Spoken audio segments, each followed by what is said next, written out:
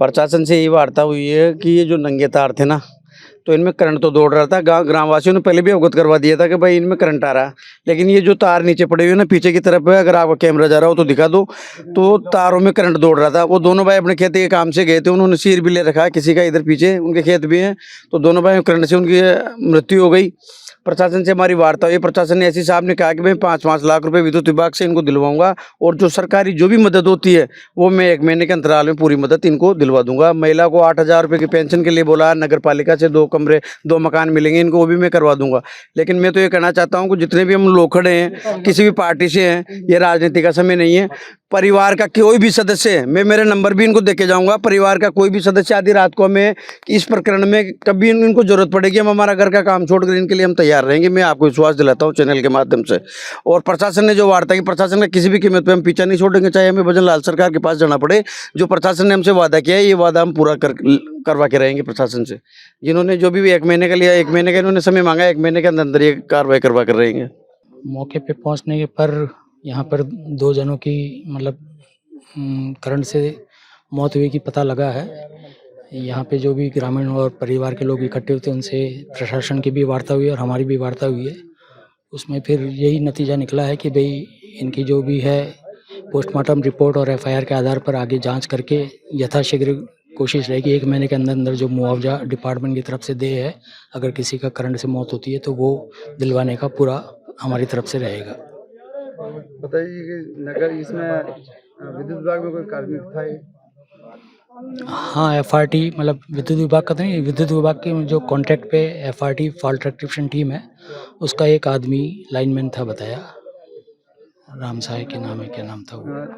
ग्रामीणों की एक मांग थी संविदा को नौकरी और मृतक के परिजनों को पेंशन 8,000। वो 8,000 पेंशन की तो डिपार्टमेंट की तरफ में, लेकिन चूंकि एक एम्प्लॉई डिपार्टमेंट का नहीं था, एफआरटी संधा एंड कंपनी करके उनका था, तो उनके भी अधिकारियों से बात हुई तो उन्होंने यही कहा है कि भाई उनकी तरफ से भी इनकी मृतक की पत्नी को 8,000 रुपये पर माह ता जिंदगी मतलब पेंशन की वो व्यवस्था करवाएंगे। ये उन्होंने आश्वासन दिया। लिखित में एक आश्वासन दिया है ग्रामीणों को, 1 महीने में मांगे मान ली जाएगी, क्या आश्वासन दिया है पूरा? हाँ, 1 महीने में मतलब ये जो मुआवजा जो होता है डिपार्टमेंट की तरफ से 5 लाख रुपए प्रति व्यक्ति को, उसके लिए हमारी तरफ से प्रयास रहेंगे और उसके अंदर अंदर इनको दिलवा दी जाएगी राशि। छोटे बच्चे हैं, एक के 3 बच्चे हैं, तीनों गुड़िया है, और एक के 2 बच्चे हैं, एक लड़का एक लड़की, और वो भी बिल्कुल छोटे छोटे हैं।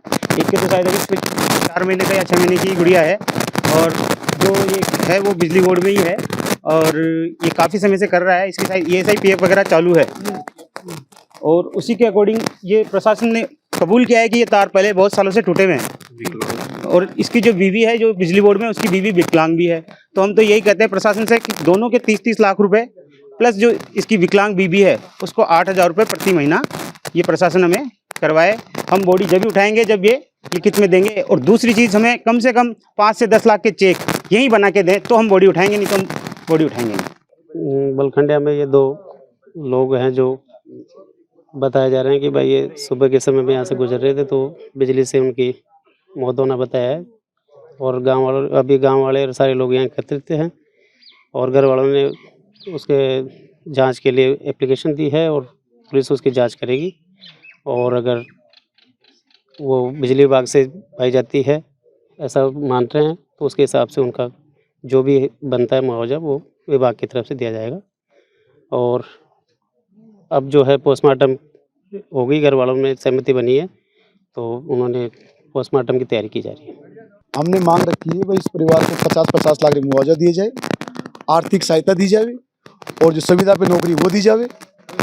और जो हादसा हुआ है अभी इनके परिवार से वाले बता रहे हैं, इनके परिवार के मकान के ऊपर से भी 33 के भी निकल रही है, वो भी बहुत बड़ा हादसा होने का कारण है।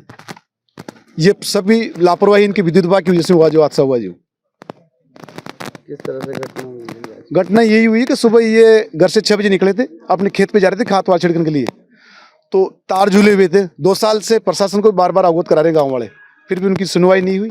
यह हादसा हुआ है, बहुत दर्दनाक हादसा है, सबकी आंखों में आंसू है, सबकी आंखों में।